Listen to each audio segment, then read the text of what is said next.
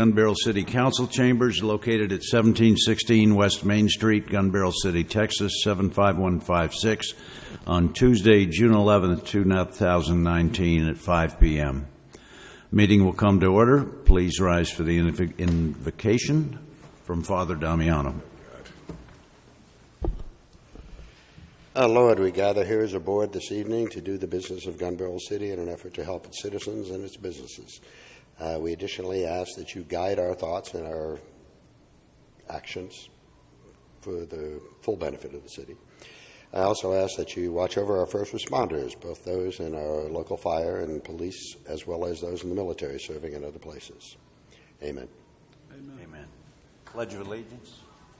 I pledge allegiance to the flag of the United States of America, to the republic for which it stands, one nation, under God, indivisible, with liberty and justice for all. Roll call from my right, please. Lawrence here. Gaddis here.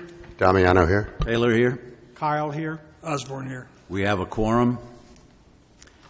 Citizens' presentations limited to 3 minutes. This item provides the opportunity for citizens to address the EDC Board of Directors on any matter, whether or not it's posted on the agenda.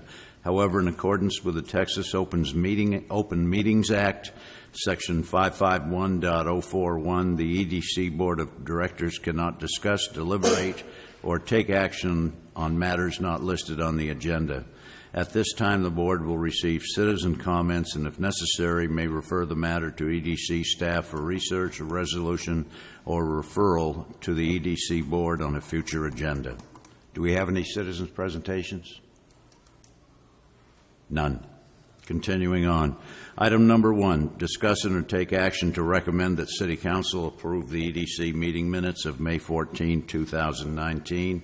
I think it would be appropriate for us to approve them as well. Can we have a motion, please? Yeah, I'll make a motion that we approve the minutes of May 14, 2019 and send them to City Council. Second.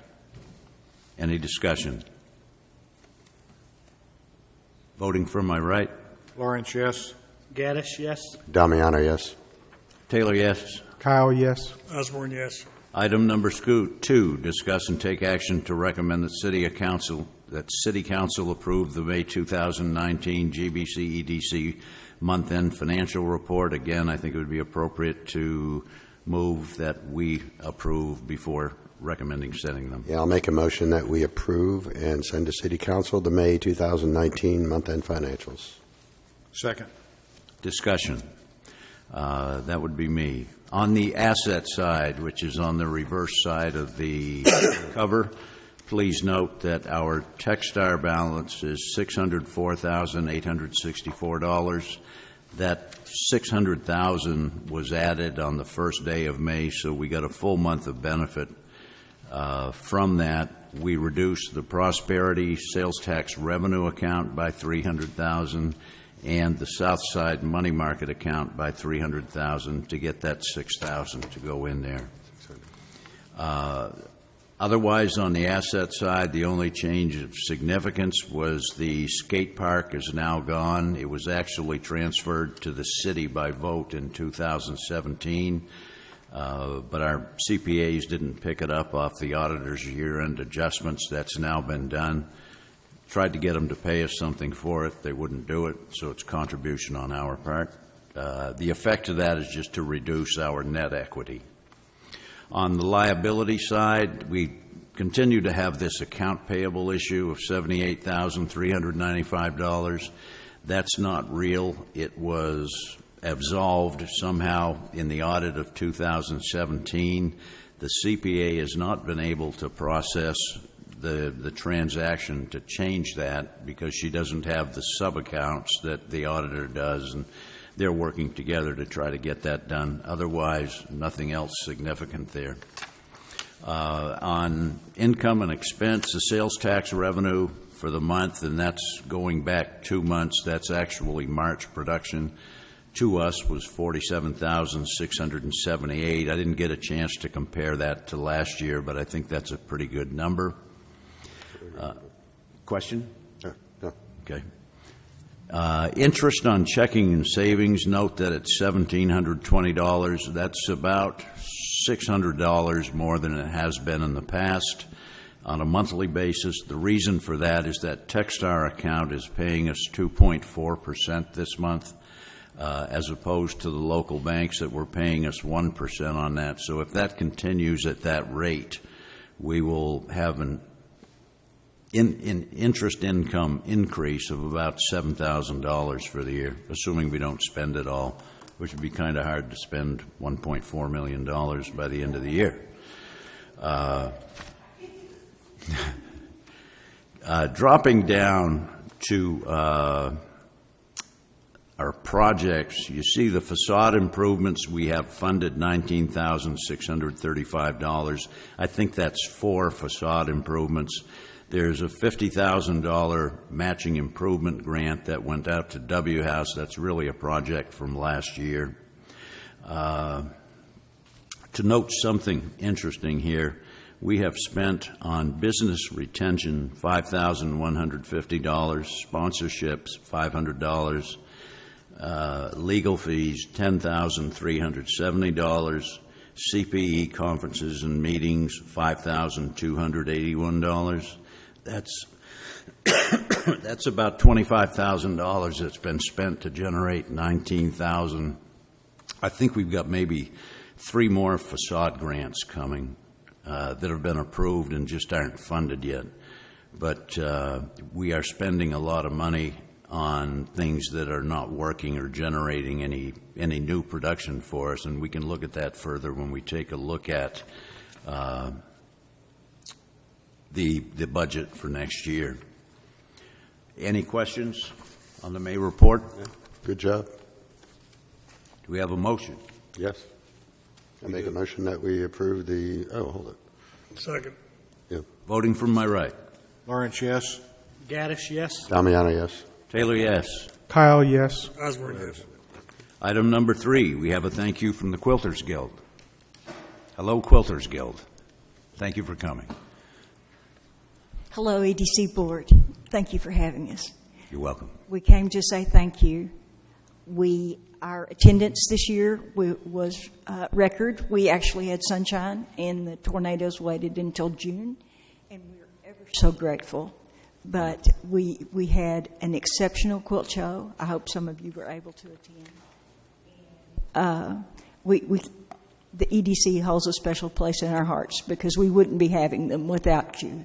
So we are extremely grateful, and we came to say thank you. Did you get a head count? We had 652 folks come through. Lee, did we give you? Lee's got copies of our where people signed in from where they were from and those things. So. A lot of out-of-towners? Quite a few. And yeah, we had the lady from the farthest was from England. So I don't think she was here just to see us, but we'll take her. I think she was. Yeah. Yeah. Wonderful. We had an exceptional show, and a lot of that is because of you guys, and we are ever so grateful. Wonderful. Thank you. Thank It's you. a pleasure. Item number 4, discuss and or take action to recommend that City Council approve Boots to Business grant for Project MUD in the amount of $30,576. Do we have a motion? I move that we discuss or take action to recommend to the City Council to approve the Boots to Business grant for Project MUD in the amount of $30,576. I'll second. Discussion.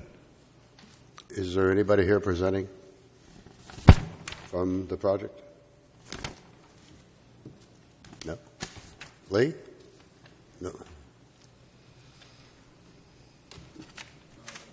Gentlemen, this project was provided an application by a former board member. One of the things that we are trying to do a much better job of than we have done in the past is provide money to folks who are going to create jobs and create new sales tax. This is a wonderful gentleman who owns this company. We just finished a facade grant for him. But there is no indication in this project that we will either increase sales tax or jobs. He is asking for a grant that is larger than his payroll. And the warehouse will really help him because it will allow him to buy less costly products and buy them in large volumes and store them. But as far as the value to Gun Barrel City, I just don't believe it's there. Thank you. Good explanation. Yeah. I would add to that in our Boots to Business guidelines, general information and guidance, all EDC funding decisions are initially predicated on the generation of new sales tax to the city and the creation of new jobs. That's where we have the priority of putting the taxpayers' money. This project does not appear to do either of those things, and based on that, I feel like I would have to vote against it. Does anyone else have comments? No, I personally agree with you. I'm looking at, if I look at the expenses, I don't see much of a dollar amount for sales tax in that column. And my understanding is there's one existing job. I don't see any new jobs being created as a result of this. And even if I operate, it doesn't seem to make a whole lot of sense, unfortunately. So I'd have to say no. Yeah, I agree with both of you. I can't see anything why we would do this because, like Jim said, the focus of this Boots to Business thing is new jobs and sales tax, and it's not there. Yeah. Any other discussion? Yeah, I have a point of order. Point of order. The motion was made to discuss and take action related to this project. Motion to deny? We've got a motion on the table, so we've discussed. Motion to approve. We need a motion to either deny or approve. Well, jump right in there. Thank you. I make a motion that we decline the project as proposed. Second. We have a motion and a second to decline. Voting from my right. Lawrence, yes.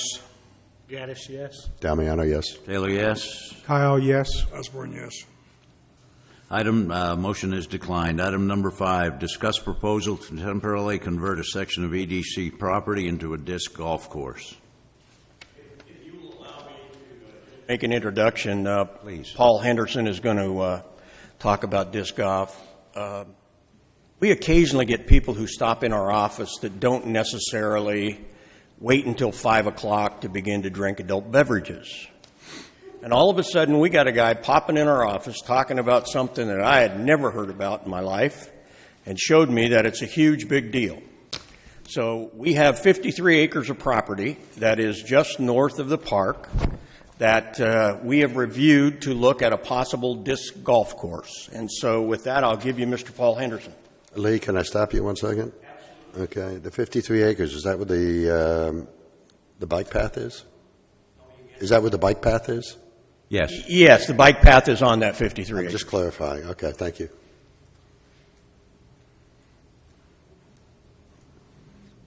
I feel like I dressed to be a part of the Quilters Guild, so it's a great group, by the way. You're looking good. Yeah. Okay, great. They're a tough act to follow. They do a lot of great stuff. Thank you very much for allowing me to come here and speak about something that I'm very passionate and I love, and that is the activity and sport of disc golf. Some of you may have never heard of it, or you may have seen it before and not known what it was. But if Walter's okay, we have a very brief 1-minute slideshow to give you a visualization of what we're talking about.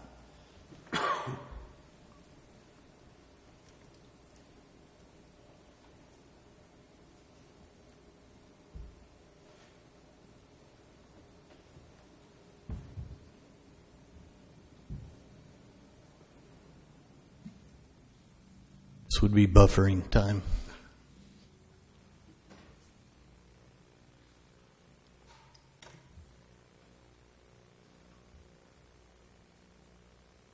I don't hear anything.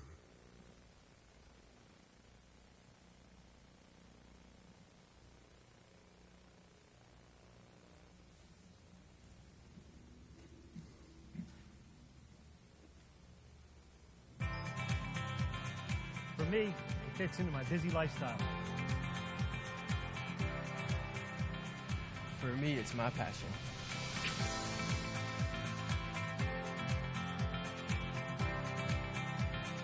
For us, it doesn't cost much to play. For me, it's fun.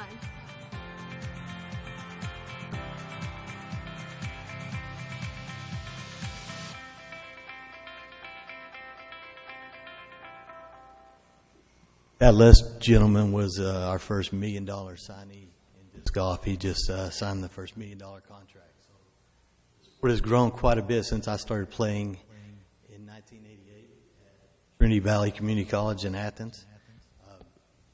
Started playing at the Kane Center Park, which is still in existence there.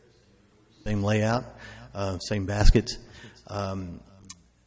Just real briefly about me, that's where I started playing, and then after a few years, my wife and I moved to Dallas, and we got involved in the disc golf community up there.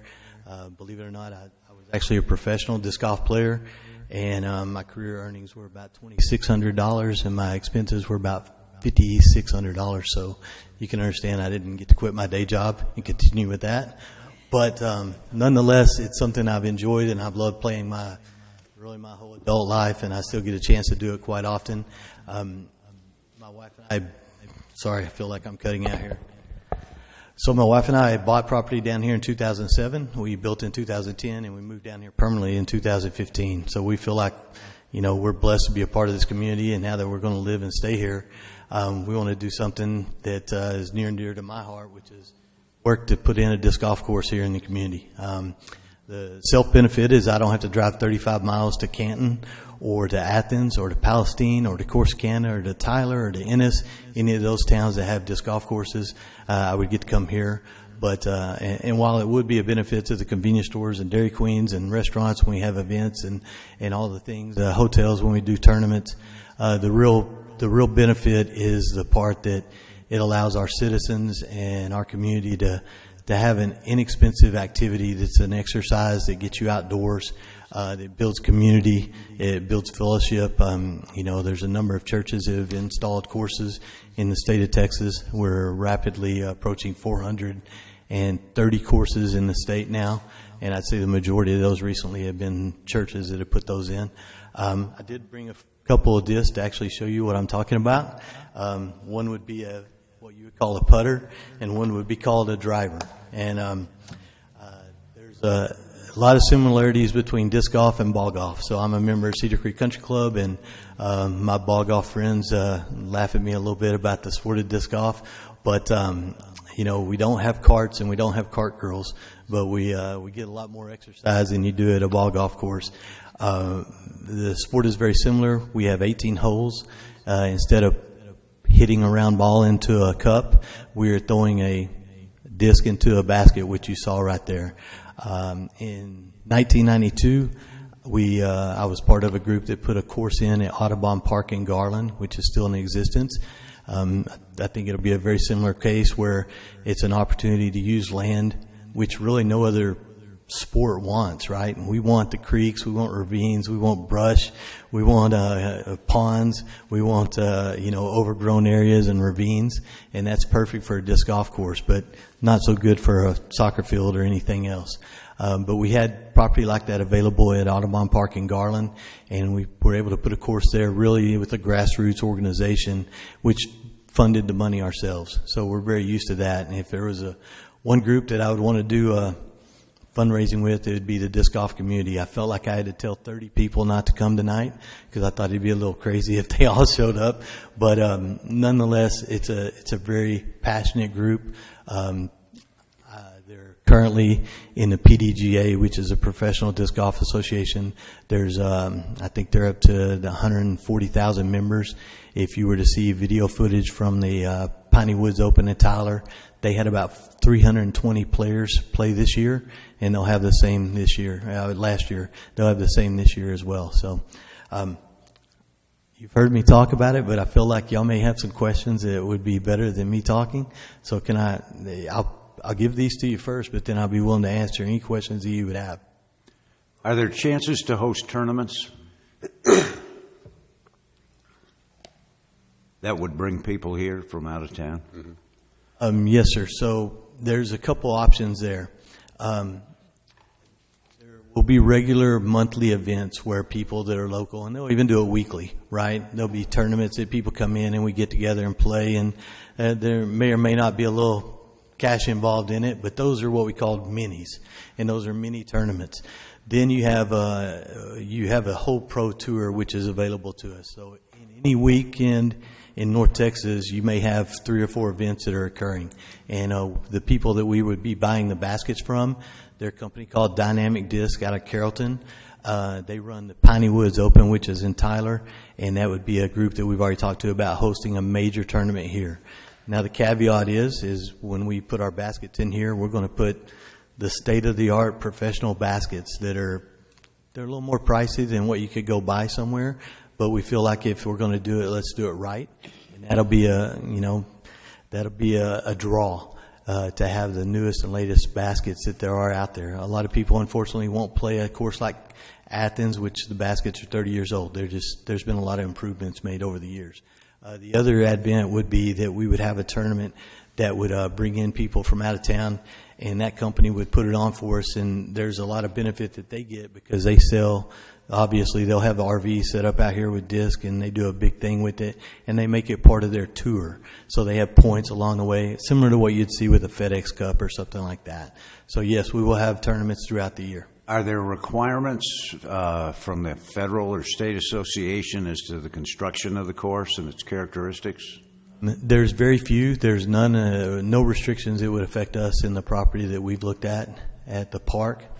We have a pretty neat opportunity because there's a little elevation there. There's a lot of shrubbery. There's a pond. There's actually 2 ponds that come into play. It could be what I would call a unique experience, which is really a draw for people to play.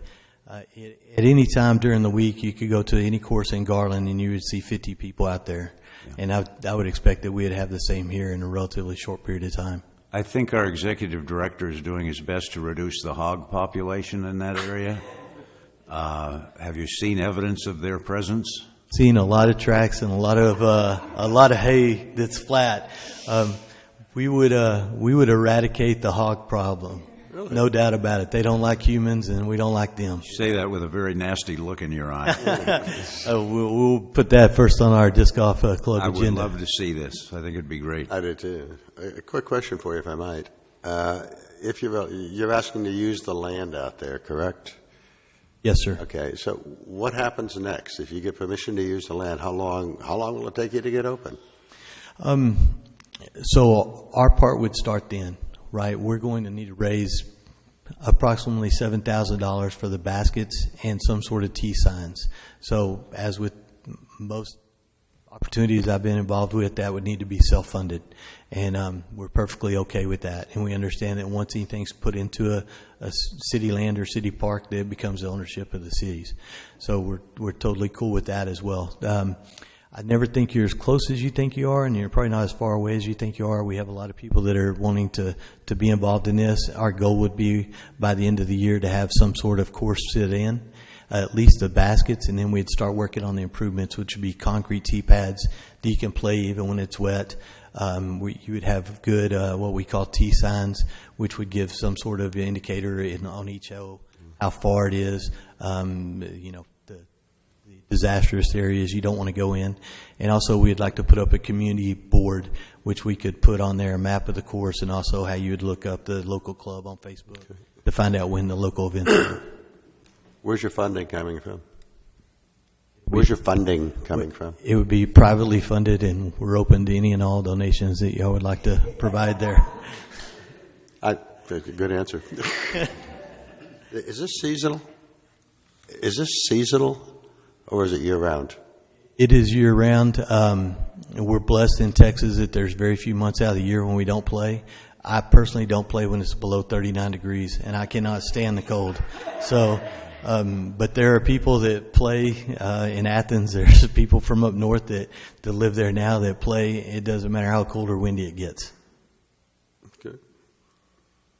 Before you expend a lot of money, you might want to put together a proposal for us. Mm-hmm. I think it sounds like something that we could be very helpful with. We can do public works types projects like this, park-related projects. So work with Lee and try to put something together on it. I think you'll find we'll have some funding for it. Some we presented just very recently. I just flipped it over to Walter today. Is the cost of the actual baskets from the company in Dallas that could provide them to us. Okay. Wonderful. Any other questions? No, it's a good project for us to be involved in. These events, are they 2-3 day events? They range. Personally, for me, I like the one-day events, but we'll also benefit greatly from the one-day events that they hold in Tyler quite often, because if they have an event there, say on a Sunday, we would probably have an event here on a Saturday. It'd work out very well for us. Major tournaments now are 3 days. You play one round each day. A lot of tournaments have 2 rounds in one day. It's a little different from ball golf. You can play a round of disc golf in about an hour and 20 minutes. Even a foursome can play in 2 hours and 20 minutes on a what I would call a premier course like we'll have here. So you can play 2 rounds in one day, whereas in ball golf, it's almost impossible to play 2 rounds in one day. Interesting. Anything further? No. Thank you very much. Look forward to seeing something happen here. Need a motion? Thank you all for y'all's time. No motion, just discussion. Okay. Thank you, Paul. So I'm wondering if the board wants to take this under advisement to vote to allow them to use that, or do you want to do it now? I think we'd like to see a plan first on how it lays out. Okay. You envision any liability problems to it's board-owned land? Yeah, we have insurance already. We'd have to look at that a little bit harder, but I think we have like $1 million casualty policy that's already in effect with TML. But we'll check that out and make sure that it's good. If I get hit upside the head with one of those driver discs, it's going to be a $2 million. But would probably help you. It might. I do have another question. Once you get this up and running, what's the ownership? Do you own, is it a company that you're doing it under? Or Goes to the city, it goes to the city, is it? right? We'll have a local club. I actually started on Facebook about 6 months ago. I never did anything with it. Just created a page, and it was a City Creek Lake Disc Golf Club. And I'm amazed at how many people have found that and reached out to me and said, where, when? You know, and it's like, wait, sorry. Yeah.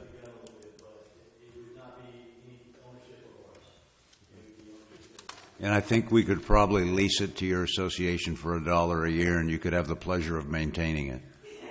Huh? Yeah. I don't want too many people down there to scare the pigs off. You can't eat that much pork. All right, let us move on. Yes? No, I'm done. Go ahead. Okay. Item number 6, discuss or take action to recommend the City Council approve a sponsorship for the Gun Barrel City chapter of the Chamber of Commerce Fall Business Expo for $3,000. And again, I think we should also approve that before we recommend City Council do so. Do we have a motion, please? Yeah, I'll make a motion that we give $3,000, or what's the wording in it? Yeah, I can't read it. The Gun Barrel City chapter. To the Gun Barrel City chapter of the Chamber of Commerce. Okay. Fall Business Expo for $3,000. Fall Business Expo. Thank you. I can't read it. I'll second. Any discussion? If I could, sir. Please. Jim Osborne perhaps was around. I don't think anybody else was. Several years ago when Scott Six, I'm not going to be able to remember the other guy's name, came to the EDC to try to get some money to do this expo at that time, and were treated horribly by the EDC. So we have a little to make up for. I know that I put down on my request $3,000. Marty actually has $8,000 in his request. I think Joe Kyle has figured out about $5,000 with their $2,250 that they get in booth fees. They have $2,800 in the bank. I think if we provided them $5,000, they'd have everything they needed to do the expo. How much is the chamber contributing to it, to the expense side? The $2,800 they have in their pocket, Okay. plus what they'll generate in fees. Yeah, but that's the Gun Barrel City Chamber chapter? Yes. The Gun Barrel City Chamber chapter is the only one who's involved in this thing. They went and raised the money last year. The grantee, they had some money left. The grantee told them to go ahead and keep it for seed money for this year. That's the 2,800 left over from last year. Yes. The 2,800 is left from what they generated last year. Okay. I don't know how many of you were involved in that last year, if any of you were, but it was a terrific event. 50 booths. I suspect not as many people as came to the Quilter show, but there was quite a few people who walked through there, had conversations. I had the opportunity to meet both business people from Gun Barrel City and surrounding communities clear to Tyler. It was very impressive. It was very well done, and I think it will be done well again this year.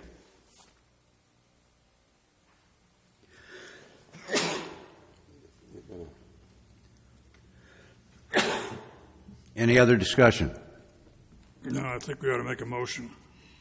Well, you've got a motion on the floor, so we need to eliminate that one first. You've got a motion on the floor, so we need to eliminate that one first. Can I make an amendment to the original motion to increase it to $5,000? That will work. Second.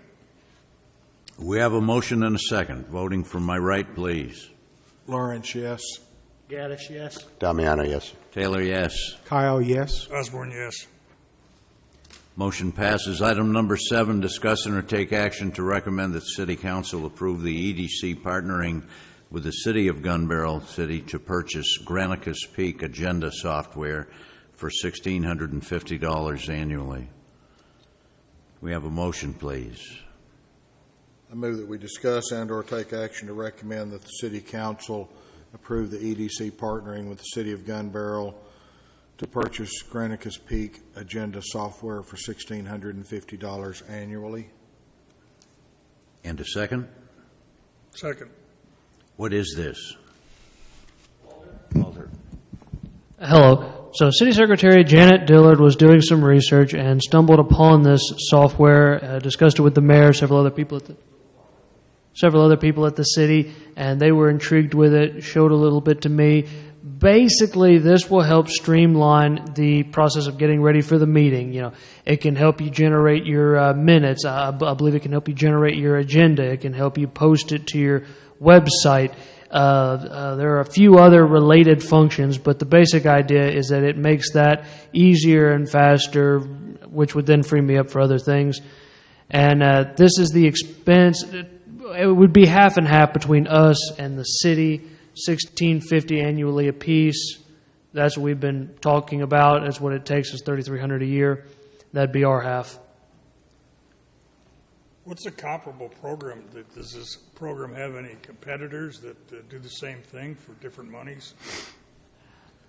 That I do not know for certain. There's a little bit of overlap between it and the AV Capture currently, but the AV Capture, from what I can see, is far more limited. So I don't know about what's on a comparable level. What communities currently are using this? What's the problem with what we're doing now? So I'll start with you. Sorry. I'm not certain. I can get back to the city secretary. She was doing the original research and then presented it to my attention. I can get back with her, try to figure that out. As far as the problem, it's less of an existing problem and more of a can be improved. It takes time. For example, when I want to publish to the website, I have to burn off of this. That takes a few minutes to load to that. I have to take it back. I've got to get things exactly right when I go into a related website to our website. I have to get it in just correctly so that it will post. That usually takes, I've gotten it down to about 3-4 tries, but I've yet to have it where it does it right the first time. I've got to go back in, modify the page. That takes a little while, and that's just with the video. So the goal, the value add would be in streamlining the meetings process before and after. Okay, why don't... Yeah, well, I've got to say, is there somebody here to present? Because we have nothing in our packages. Software he's talking about is going to take all the stuff y'all are talking about right now. It's being recorded here, and all of our minutes and everything's being recorded, where they have to take and move it from here to another file before they can go through it and make sure everything's right to put it out on social media and all. This new system that we're going to buy, this city's going to buy too, but it's part of y'all's too. That's we're asking for a split there. What it does is take everything that we're sitting here talking about right now and be able to take it right here and instead of Janet and Walter sitting there having to go through every little piece of it, it throws it all up on the system, and he go right down through it. And if there's mistakes in it, it'll pop it up there and say, there's mistakes here and there. He can go through it a lot faster than spending 2 or 3 days or a day and a half all day long just going through the meetings y'all are having and we're having and discussions. So, like when I'm talking right now, it'll go down with his system, and he'll be able to put that in, and y'all will be able to see it within less than a half a day's time instead of spending a day or 2 days. It's a software that's really supposed to be state of the art. To be able to move stuff as far as social media, be able to take stuff and send it to social media. Plus council meetings, which ours are so long, so big, all the stuff being said, it's easier to take it from this old system here and move it into a new system that will operate 100 times faster. Did I hear you say you're going to buy 2 licenses? No, there's one license. I think there's one license for the whole thing. Okay. I think they're asking y'all for part of the funds to help pay for this because y'all are working on the same thing. We're trying to get uniform for everybody. We're all working together. The same deal. And it's not costing. Instead of y'all paying one and we paying one, we're just paying one together. We're splitting the difference. Okay. Is the licensing a one-time fee or is it an annual fee? Annual fee. So every year we annual $1,600 each year. Which we already pay an annual fee for some of the stuff we're doing right now. And if after a year, if we don't see any benefit from it and Walter's not generating a lot of new business with all his free time, can we cancel out? It's up to y'all. I mean, Yes. I think y'all see a big improvement in it because y'all see stuff that usually takes longer that y'all been getting and you asked for. It'll actually be faster for him to move stuff over and in and out. Overall impact of it from where you're at right now, I won't say at 52% or 55%. You're going to be looking at about 80 to 90% faster. Is this a supplement to what we're using or a replacement of? It's actually getting away from this old system and generating a newer system. And the reason for my question is... But the only thing good, it still take the old system and move it over to the new system and not have a whole lot of it. So it won't replace something that we can do away with an annual fee of? Okay. One of the other things that I've been told is if you take a project we had tonight, like Project Mud, anything that's generated in our office, emails, whatever, this stuff will grab that and put it all in the file for that project. So that's another thing that is really exciting. Yeah, well, my understanding on that is that going forward, it will do that. And one of the questions I had in mind was to ask somebody if you could upload old stuff to build a database within it to do that. And I don't have that ability right now. The biggest thing we were looking at is, our city secretary is snowed under. I mean, she's got so much work. And then when we have meetings and all the stuff, the datas and stuff that you're taking in here, it has to go through and look at every, detail and everything else on it. It takes so long. This new software kicks it all into it, separates it all into whatever, just like Okay. each item, like project,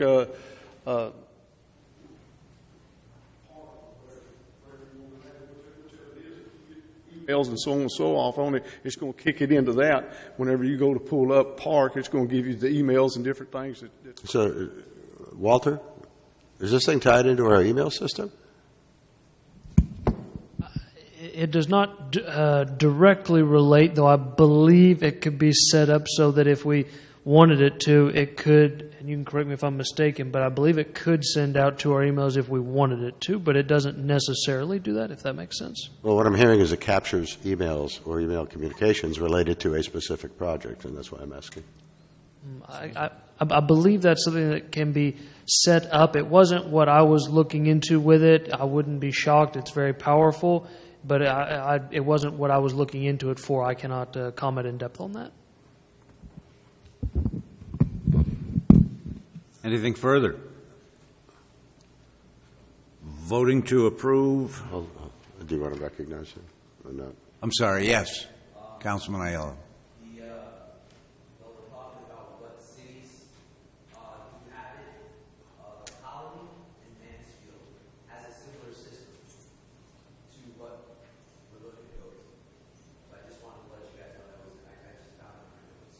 They both lack the sophistication that we have in Gun Barrel City.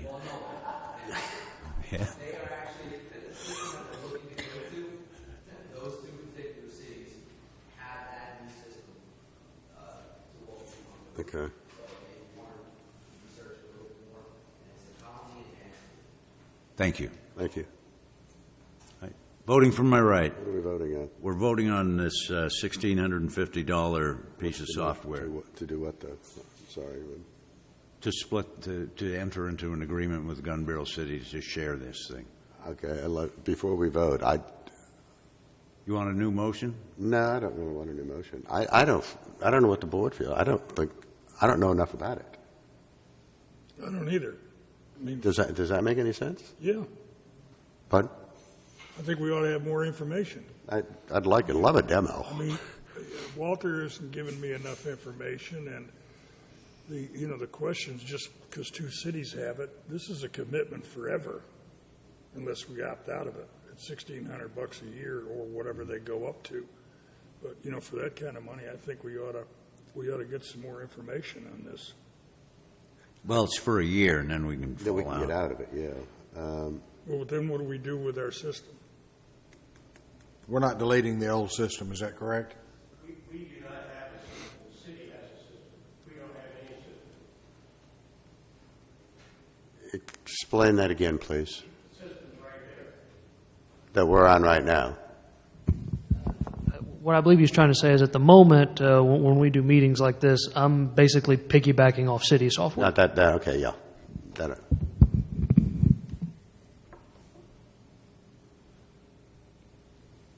Any other discussion?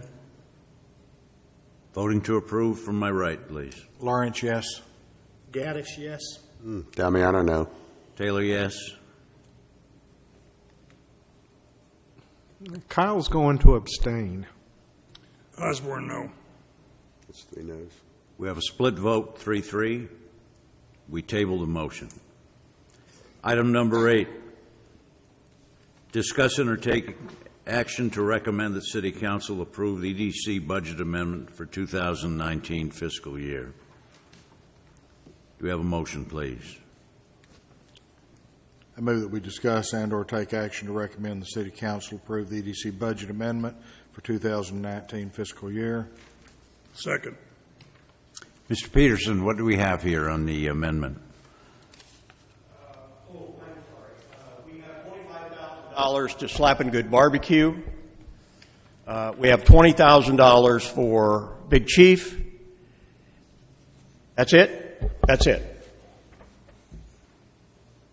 And all we're doing, we have approved both of those. What we are doing now is making the financing available so we can do them both. The money that we've got for Slap and Good Barbecue, where are we with those people? Have they signed a lease agreement? We are at the City Council next Tuesday night for approval of the loan agreement. Have they signed a lease agreement? They have not signed a lease as of today. And The owner of the property is working very hard with them to try to keep them from having to sign that lease. We've now pushed the date to July 1. The owner of the property is trying to keep them from signing the lease? Excuse me? No, never mind, that's not, never mind. No, yeah, you said the owner of the property. Charlie's working really hard to try to get a lot of that stuff done before they have to sign a lease. Okay. If you've driven by that place, you notice that there's a gate on both ends now. They've made the drive-through go through. They've got to do some work on the parking lot. And before they have to pay $1,500 a month for that lease, we would like to see the building get a little bit more ready for them to occupy. Now, we're funding Slappin' Good Barbecue out of the future projects allocation. Yes, sir. We don't need a budget amendment for that, do we? We do. We have to say exactly who it goes to. That it goes to Slappin' Good Barbecue. The same as... Understand on Big Chief, because that's an unexpected expenditure. Well, and so is Slappin' Good. We didn't have it written in our budget last year, so anytime we don't have the exact name written in our budget, we have to bring a budget amendment to council. Okay. Good. So we've already approved both. Yes. This is just the money. This is making it so it is possible for us to fund the projects. Wonderful. Any other discussion? This, the Slappin' Good is still a loan now. It's not a grant. Yes, sir. $25,000 loan, 10 years, 2% interest, a 9-year amortization, $258 a month. Voting from my right. Lawrence, yes. Gaddis, yes. Damiano, yes. Taylor, yes. Kyle, yes. Osborne, yes. Motion passes. Item number 9, discuss and or take action to recommend that City Council approve we approve the EDC budget for 2020 fiscal year. Motion, please. Make a motion that we approve the 2020 budget for the 2020 fiscal year and send to City Council. Second. Discussion. I put this together. Our bylaws call for us to look at a proposed budget for June. So we are looking at a draft, a start point, and then we would hopefully get it to City Council in July after we've passed a finished version next month.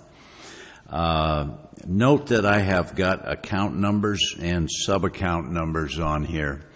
And the reason I put them in there is that every time we send an invoice to the CPA, it gets charged to one of these accounts.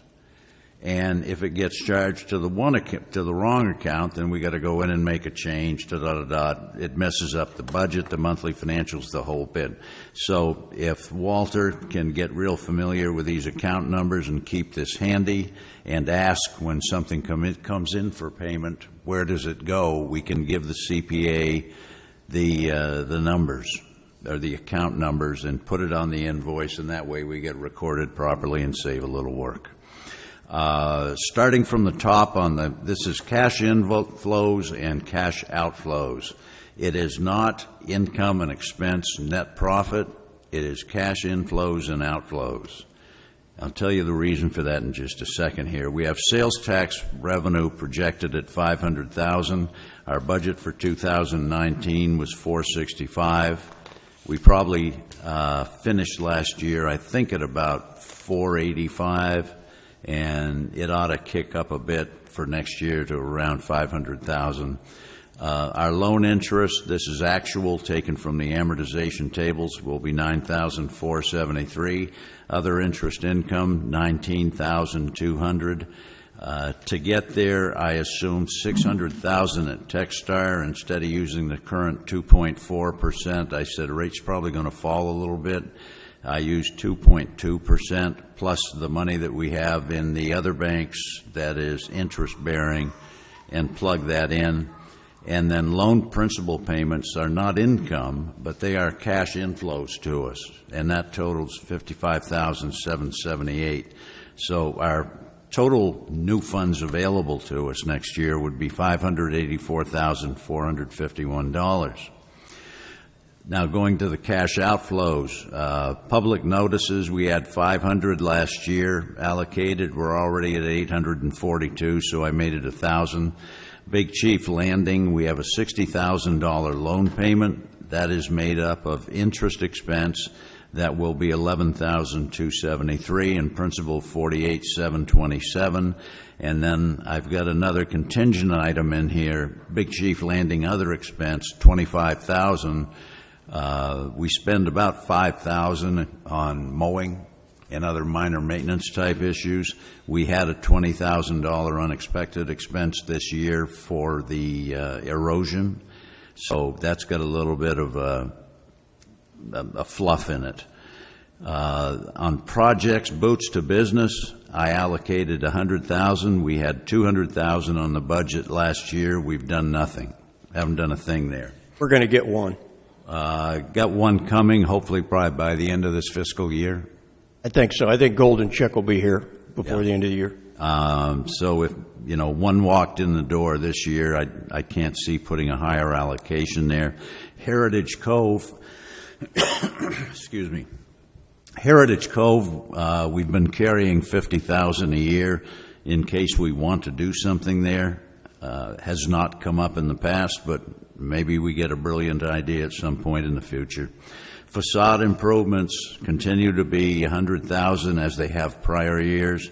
We've done $19,636. I think that's 4 projects, and I believe we have 3 more approved to fund.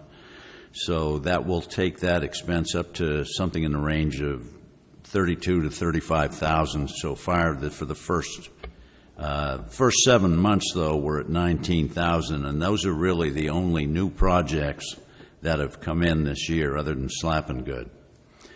And keep in mind, we're trying to grow from $195 million in taxable sales. We need some high-volume retailers here.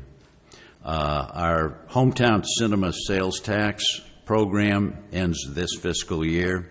Elder Dodge, we have a payment of $100,000 next year under their approved project. We have $100,000 to go out this week. And Mr. Peterson, this is a good example of a well-prepared project that's been nicely administered by Elder Dodge. Can you give us the details on the requirements for funding this? Yes, sir. So in every project we do, we have a performance agreement. That performance agreement says what we will do and what they will do. The agreement for Elder Dodge says they will have 15 jobs and they will invest $3 million in their facility. So a month or so ago, I went out, visited with Forrest. They have 21 people working. It's a little hard to say exactly an average wage, but all those jobs are fairly decent jobs. And they spent about $2.8 million on the building, which they hadn't finished at that time, and about $800,000 on the property. So they have spent somewhere in excess of $3.5 million on the facility. So we have gone out, we've assessed that project. We owe them $100,000 on the 20th of June. We have cut that check, and we will make that presentation. The entire thing was put together very well. Forrest and the elders did a great job. There's lots of architect information in here that's broken down into pieces, so it's very easy to understand the whole thing. The reporting came from their architects in a very formal format, highly detailed, very nice. This is just a first-class operation. They're selling over 70 vehicles a month, which they thought it would take about 3 years to get to. And I think we'll see their employment numbers tick up month to month, and we'll see the sales tax revenue from the service business tick up from month to month. I think but selling more cars than the Ford store and the Chevy store. Yeah, I think they probably are. Moving on down, last year we had the W House loan in the budget for $100,000. We still have a couple of facade grants to go out to them. We had a gun range we were hopeful on for $150,000, zero this year. Maybank has a permit pulled on one. Matching improvement, we've just got a budget for $50,000, and that should take care of one or two, most likely. If we get any more than that, we can do a budget resolution. Future projects, $100,000.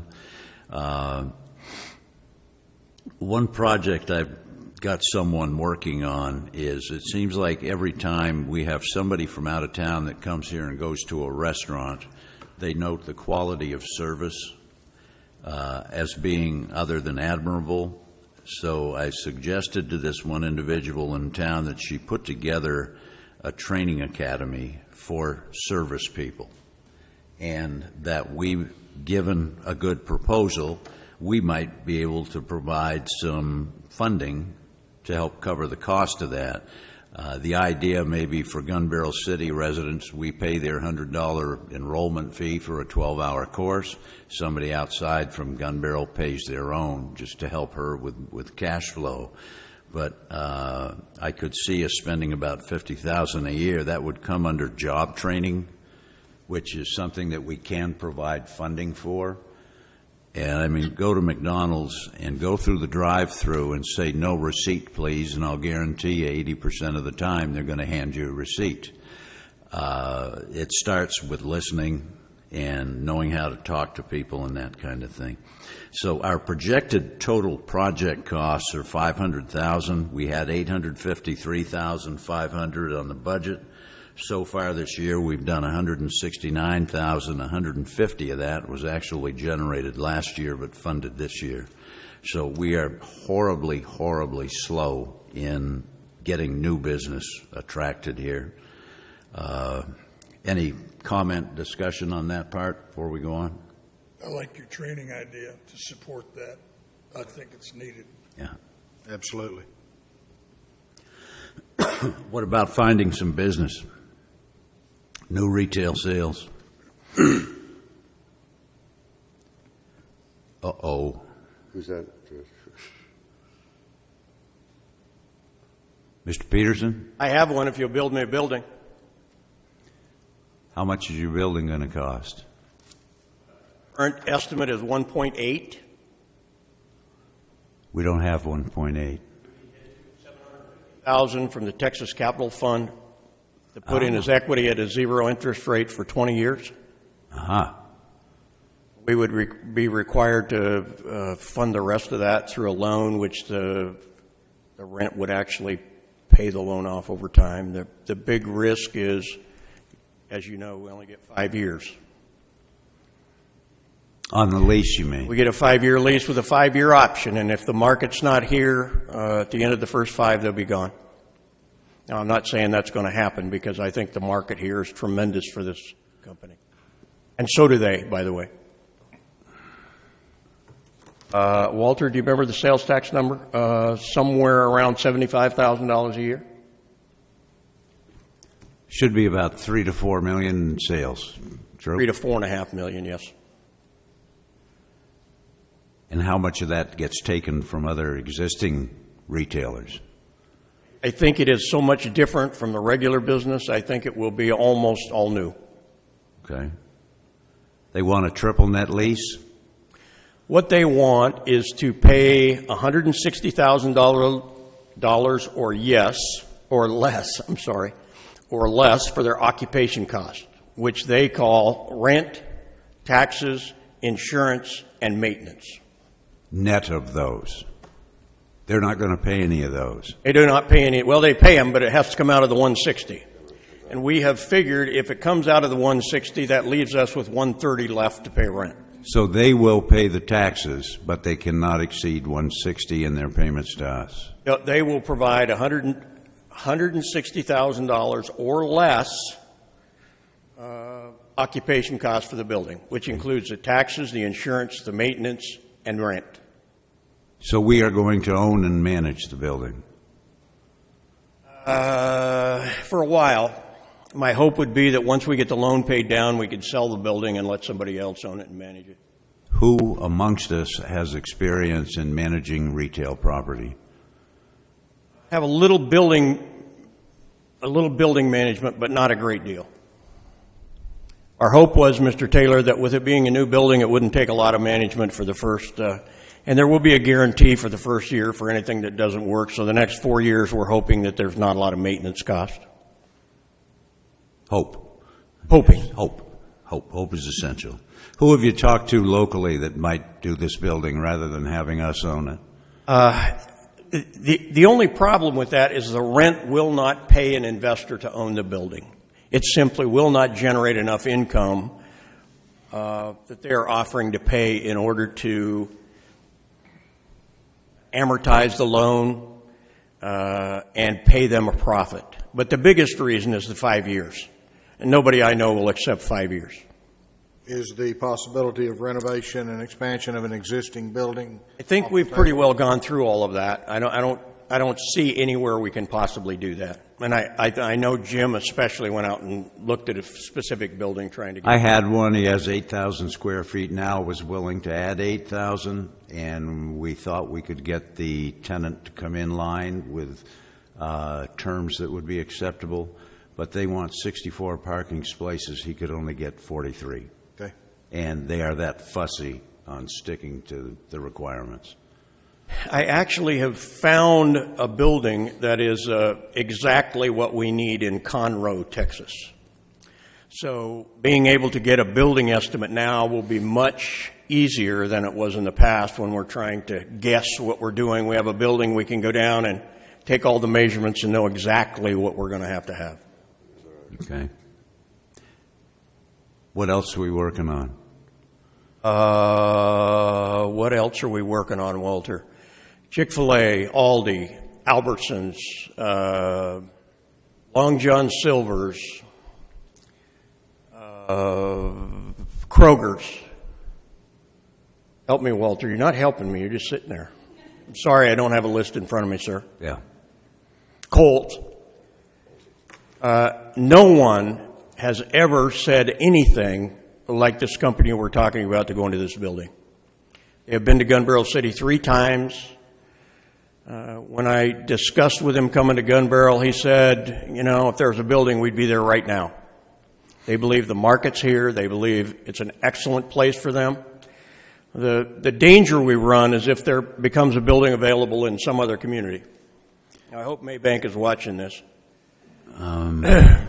Are you talking to a real estate agent that reps them or someone within the company? He is a real estate agent for the company. Okay. That's all he does.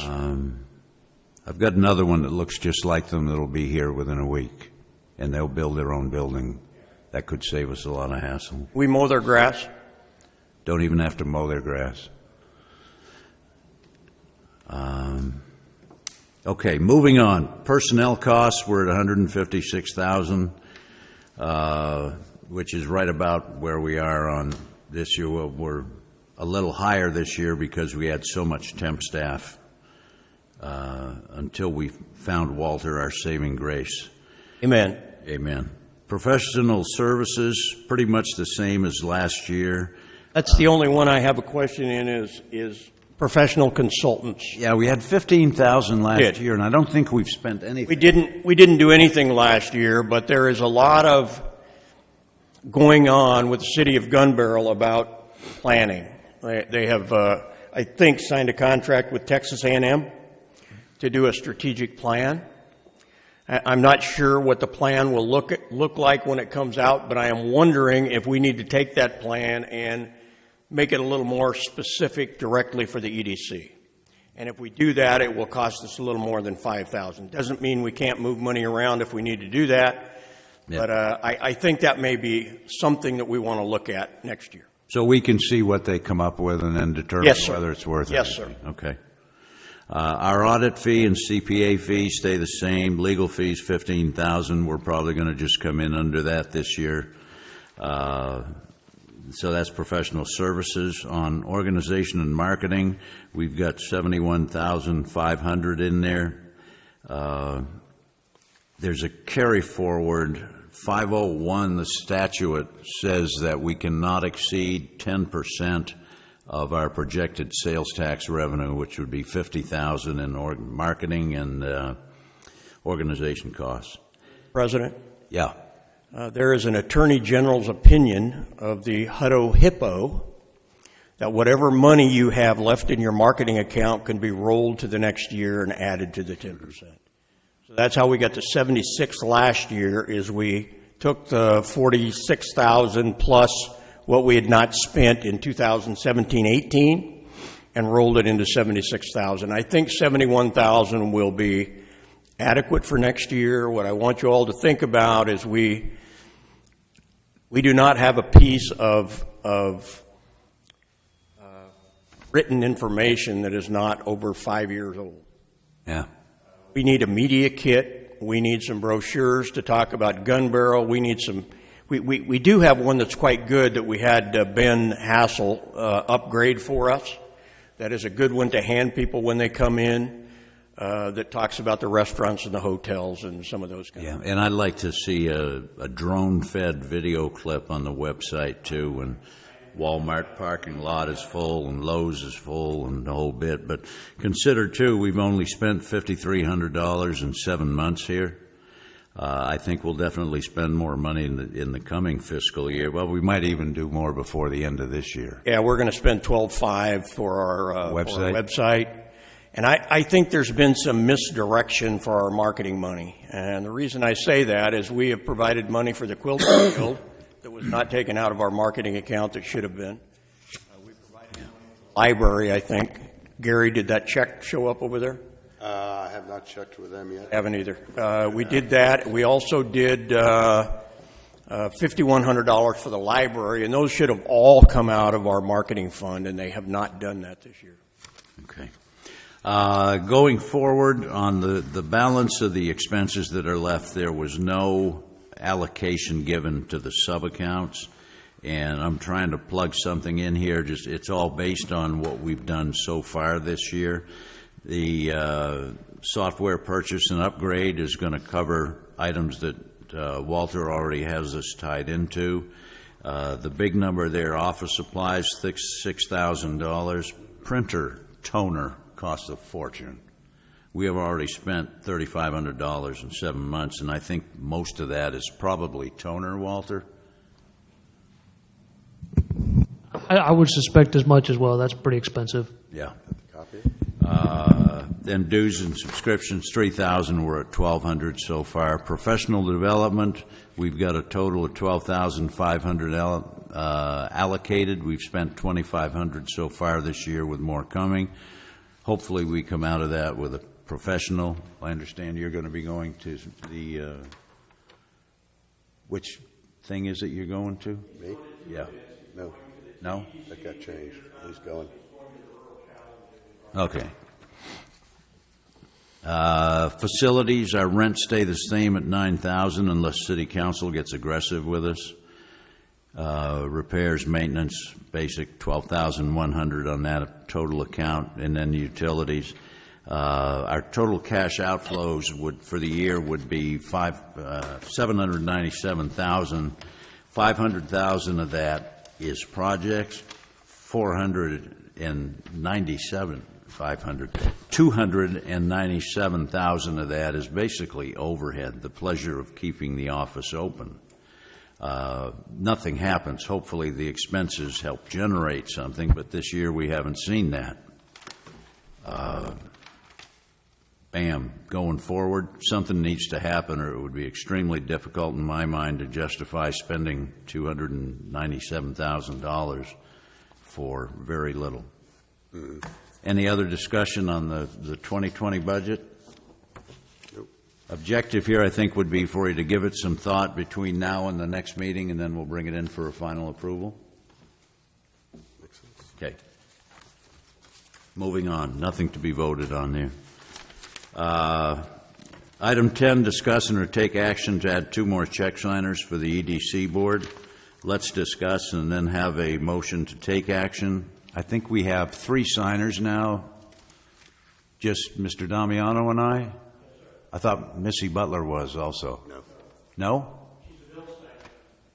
She's a bill signer. At this point, she signs, our auditor asked that no one who signs checks signs bills. Yeah. So Missy is signing the bills, and I think Joe gets it. I gave him bill signing task as well. Okay. I think it would be appropriate to add Mr. Kyle as a signer on the account. Would you be willing to put your name at risk? Sure. He's right there. Any other thoughts? I don't know that we need 3 signers. We need 4. Yeah, we don't. Teresa Cryer's the 4th, but If you remember, our auditor asked that that stop, and so the reason we are asking for 4 signers is so that we can stop the accountant from signing checks. and that leaves us 3 people to okay invoices. Are they all readily available all the time?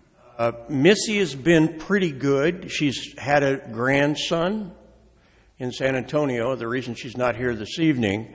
But Missy generally has time on Monday or Tuesday to do her work with the EDC, so she's been good at it. We have not asked John yet. I'm sure John at lunchtime from Lowe's can come and see us if he needs to. But I would certainly like to see 4 check signers if that's possible. We used to have 5 check signers. Really? Yeah. Everybody, just about everybody on the board was a check signer. Huh. But you had anybody who could okay the invoices too then, probably. Yeah, they Yeah. were. It happened at the same time. That was just going right to Teresa, I believe. Did nobody approve it? I like the idea that we are approving the Yeah. So do I. period. And, but the check signers, we had, Holland was on there, Butler, myself, Gary was on it, I believe, and I can't think who else.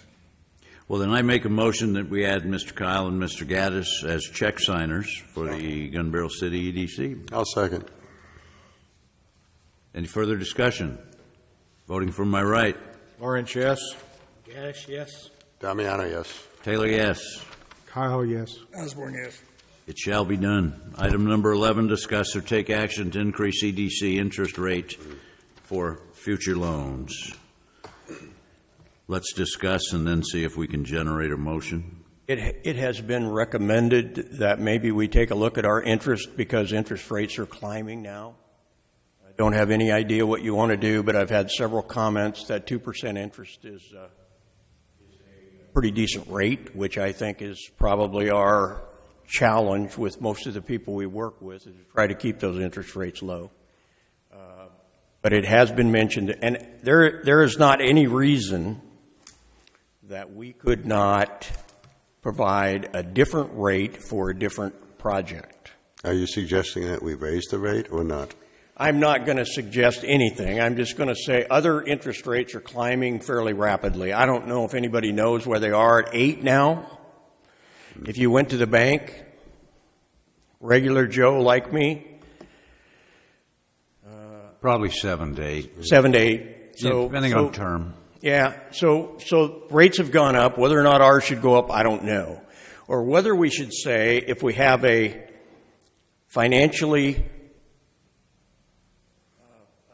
good financial project, if we charge those 4%, and the one that is a difficult challenge, we charge 2%. I don't know. No, well, you lost. Okay, say that again. So if we have a project like W House, Okay. we charge them 4%. If we have a project like Slap and Good, we charge 2%. So let me turn that around and present it a different way, okay? If somebody has and I'm just pulling numbers, if somebody has a 500 credit score and somebody else has a 700 credit score, which one are you going to charge 2 and which one are you going to charge? I'm going to charge the guy with 700 4 because he can pay it. I'm going to charge the guy with 5 2 because he may not be able to. The difference between us and a bank.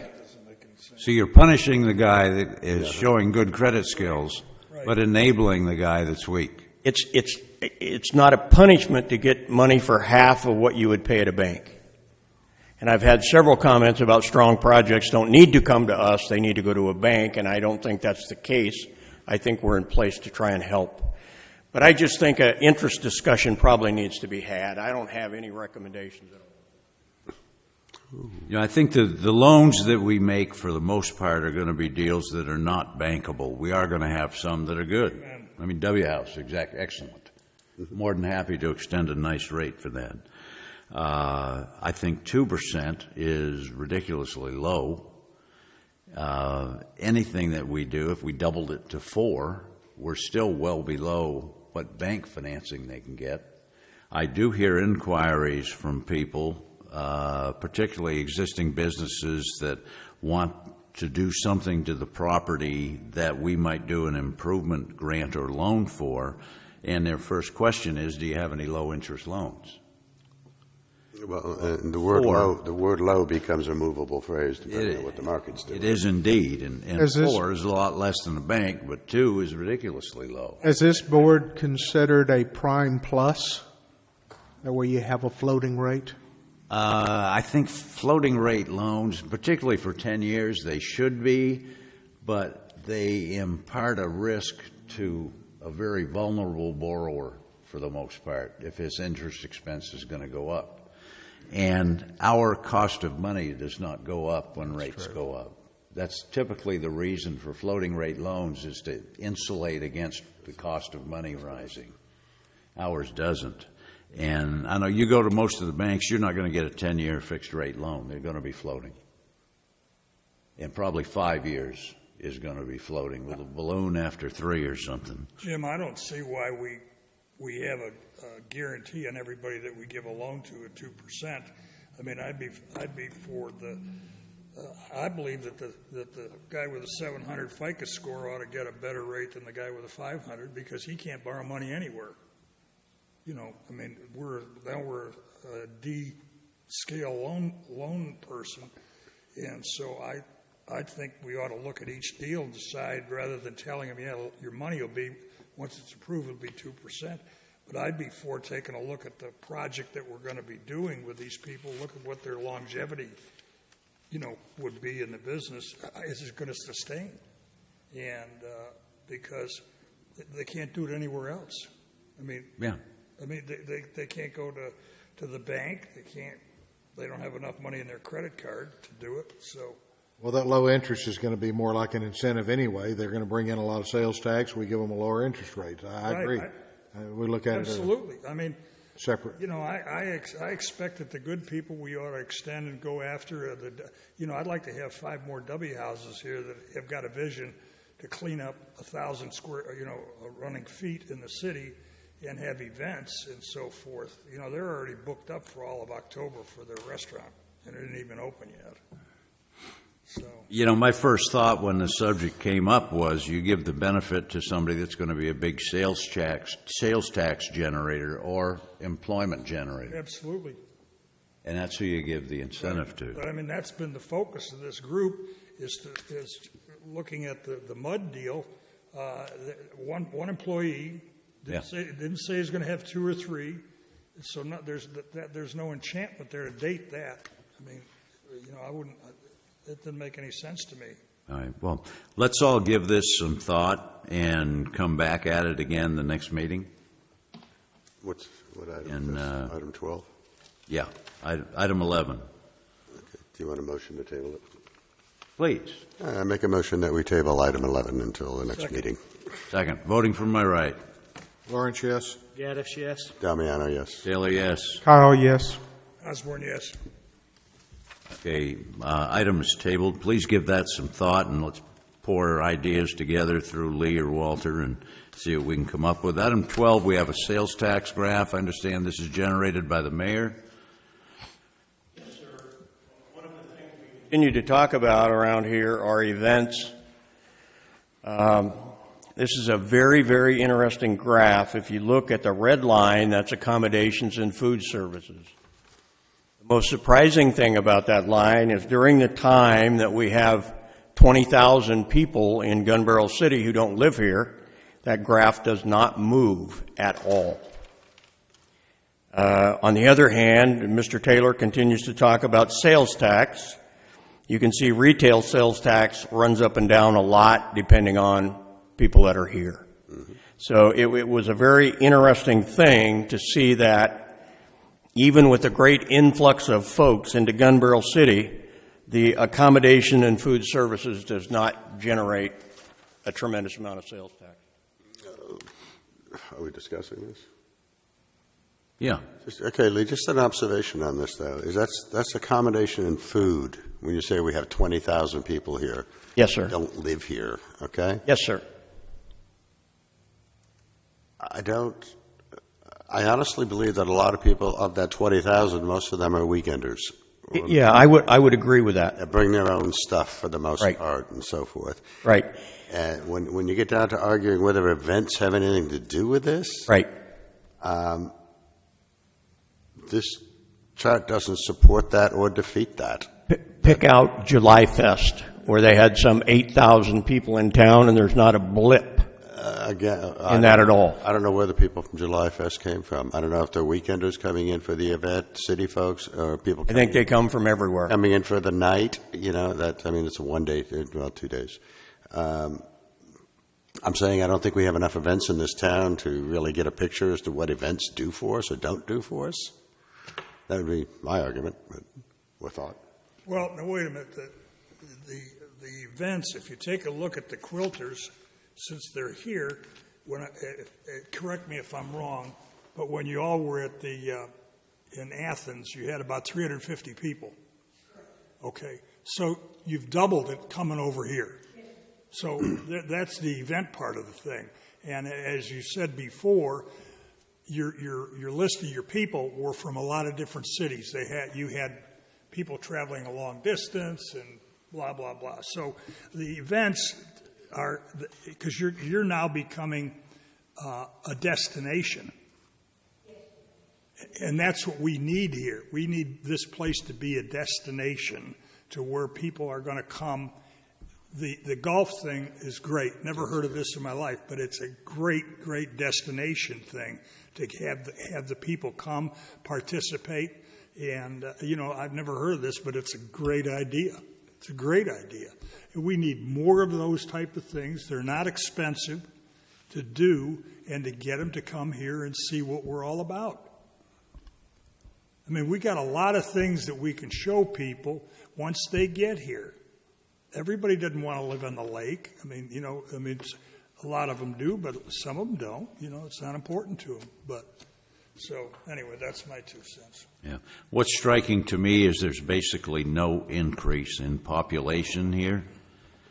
If we had an increase in population, you'd see food services, everything. Well, transportation, warehousing wouldn't necessarily be moving up, but retail sales would have an upward slope.